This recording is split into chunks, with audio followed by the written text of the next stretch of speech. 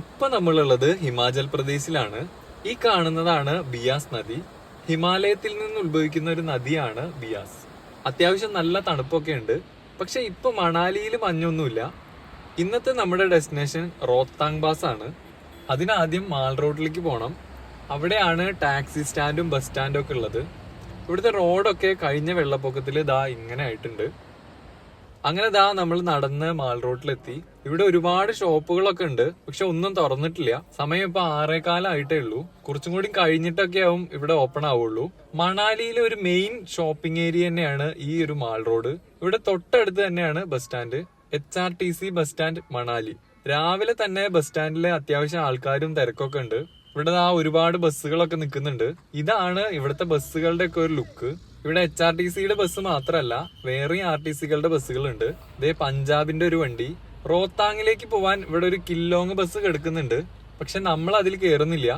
Himachal Pradesh tourism development കോർപ്പറേഷന്റെ local site സീയിങ്ങിനുള്ള ബസ്സുകളുണ്ട്. നമ്മൾ പോകുന്നത് ആ ബസ്സിലാണ്, അതും വെറും 600 രൂപയ്ക്ക്. ഇവിടെയാണ് ടിക്കറ്റ് കൗണ്ടർ. ഇവിടുന്ന് നമുക്ക് ടിക്കറ്റ് എടുക്കാം. 6 മണിക്കാണ് ഇവിടുന്നുള്ള ആദ്യത്തെ സർവീസ്. പിന്നെ 10:30 വരെ ഓരോ അരമണിക്കൂർ ഇടവേളകളിലും ബസ്സുകളുണ്ട്. കോക്സർ, സോളാങ് വാലി, ഗുലാബ, അഡൽ ടണൽ എല്ലാം ഇതിൽ കവർ ചെയ്യുന്നുണ്ട്.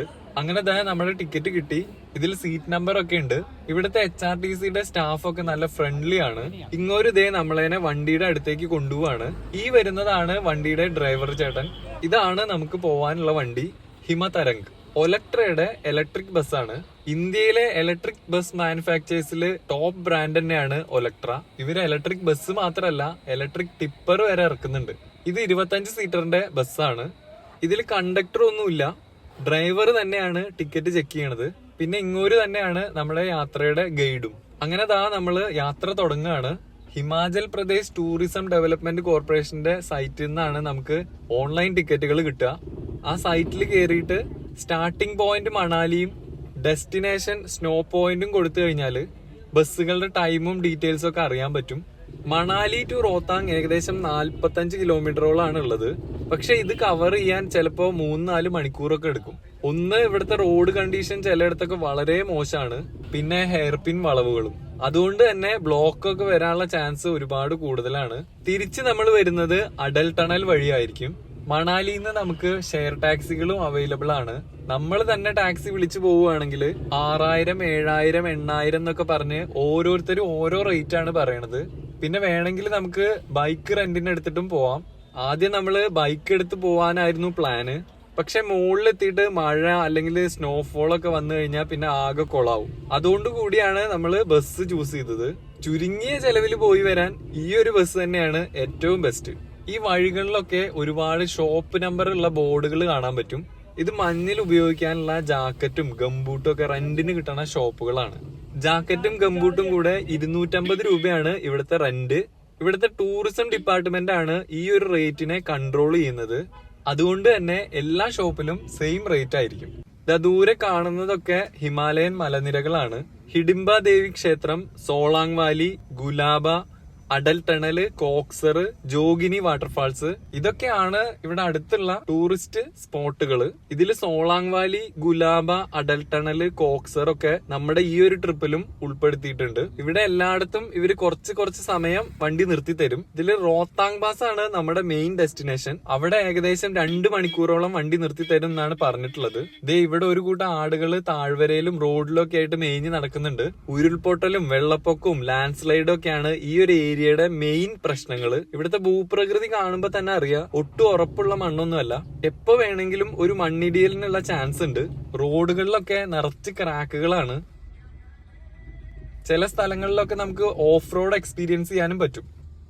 ഇതുപോലെയുള്ള സ്റ്റീൽ ബ്രിഡ്ജുകൾ ഇവിടെ ഒരുപാട് സ്ഥലത്ത് കാണാം. ഇവിടുത്തെ കാലാവസ്ഥ തന്നെയാണ് ഈ പാലങ്ങൾക്ക് പിന്നിലും. നോർമൽ പാലങ്ങളെക്കാൾ പെട്ടെന്ന് ഇത്തരം പാലങ്ങളുടെ വർക്ക് തീർക്കാൻ പറ്റും. ഇപ്പൊ നമ്മൾ പോകുന്ന റൂട്ടിനെ ബൈപ്പാസ് ചെയ്യാനായിട്ടാണ് അഡൽ ടണൽ വന്നിട്ടുള്ളത്. ടണൽ വന്നതിന് ശേഷം മണാലിയിൽ നിന്ന് ലേയിലേക്ക് പോകുന്നവർക്ക് 45 കിലോമീറ്ററിന്റെ ഡിഫറൻസ് വന്നിട്ടുണ്ട്. ഏകദേശം 5 മണിക്കൂറോളം സമയലാഭം. അഡൽ ടണലിലും നമ്മൾ പോകുന്നുണ്ട്.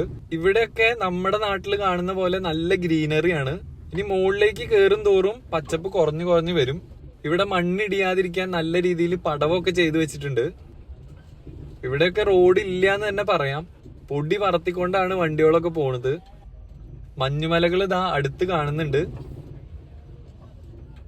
ഇവിടെ ദാ സൈഡ് കെട്ടാൻ വേണ്ടിയിട്ട് കല്ലൊക്കെ കൊണ്ട് ഇറക്കിയിട്ടുണ്ട്.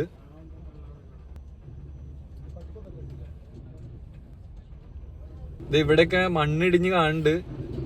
ഇവിടെ ഒന്നും റോഡിന് തീരെ വീതിയില്ല. കഷ്ടിച്ചൊരു വണ്ടിയൊക്കെ പോവാനുള്ള ഗ്യാപ്പേ ഉള്ളൂ.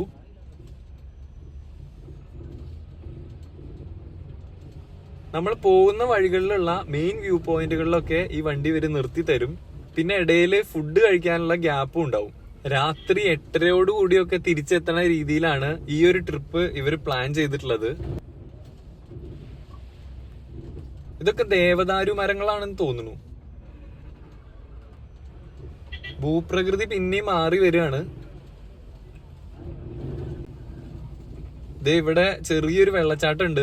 കുറെ ആൾക്കാരൊക്കെ വെള്ളച്ചാട്ടം കാണാൻ വേണ്ടിയിട്ട് വണ്ടി നിർത്തിയിട്ടുണ്ട്. ഹിമാലയത്തിലെ മഞ്ഞുരുകി വരുന്ന വെള്ളമാണ് ഇതൊക്കെ. പാറക്കൂട്ടത്തിന്റെ മുകളിലൊക്കെ ആൾക്കാർ കയറി നിൽക്കുന്നുണ്ട്. ഇവിടെയൊക്കെ ചെറിയ മഴ പെയ്താൽ പോലും അപകടകരമായ രീതിയിൽ മണ്ണിടിച്ചിലുണ്ടാവും. അതുകൊണ്ട് തന്നെ മഴയത്ത് വണ്ടി ഓടിക്കുമ്പോൾ നല്ല ശ്രദ്ധ വേണം.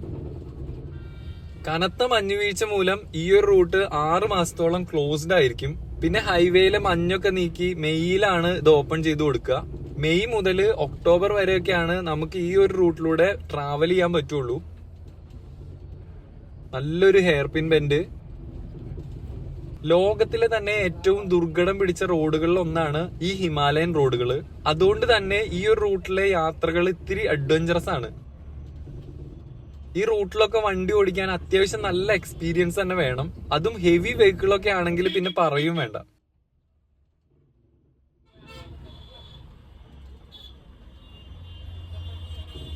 ഇവിടെ എത്തിയപ്പോഴേക്കും നിറയെ പാറക്കൂട്ടങ്ങളായി. ഇപ്പൊ റോഡ് നന്നായിട്ടുണ്ട്. ഈ അടുത്ത് പണി കഴിഞ്ഞ പോലെ ഉണ്ട്. ഈ ഏരിയ പക്ഷെ ഒട്ടും സേഫ് അല്ല. പാറക്കെട്ടുകളൊക്കെ ആകെ ഇളകി കിടക്കുകയാണ്. എപ്പോ വേണമെങ്കിലും ഇളകി വീഴും. ഈ റൂട്ടില് അങ്ങനെ പെട്രോൾ പമ്പ് ഒന്നുമില്ല. ബൈക്കിലൊക്കെ വരുന്നവര് പെട്രോളൊക്കെ ക്യാനിൽ നിറച്ച് കൊണ്ടുവരേണ്ടി വരും. ചില ക്യാമ്പുകളിലൊക്കെ എക്സ്ട്രാ പൈസ കൊടുത്തു കഴിഞ്ഞാൽ പെട്രോൾ കിട്ടുമെന്ന് പറയണ കേട്ടിട്ടുണ്ട്. നമ്മള് മഞ്ഞിന്റെ അടുത്ത് എത്തി തുടങ്ങി.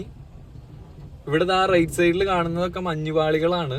റോഡ് ക്ലിയർ ചെയ്യാൻ വേണ്ടിയിട്ട് മഞ്ഞ് കട്ട് ചെയ്തെടുത്ത പോലെ ഉണ്ട്.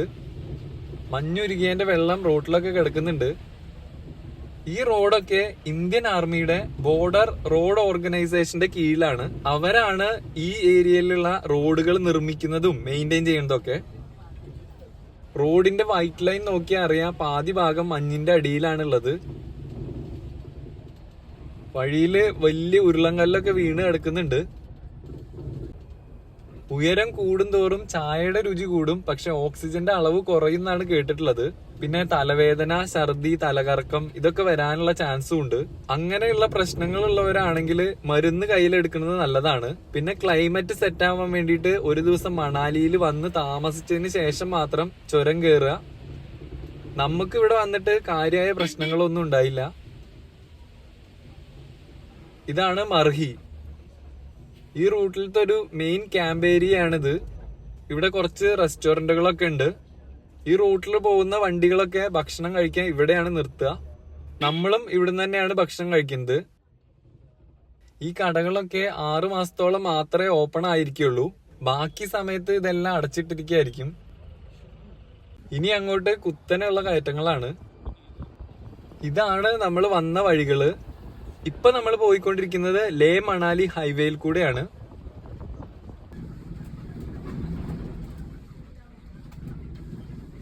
വലിയൊരു പാറക്കൂട്ടം.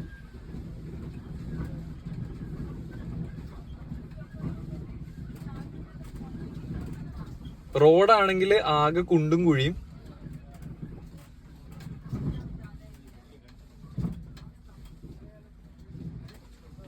ബാക്കി വിശേഷങ്ങൾ അടുത്ത വീഡിയോയില്.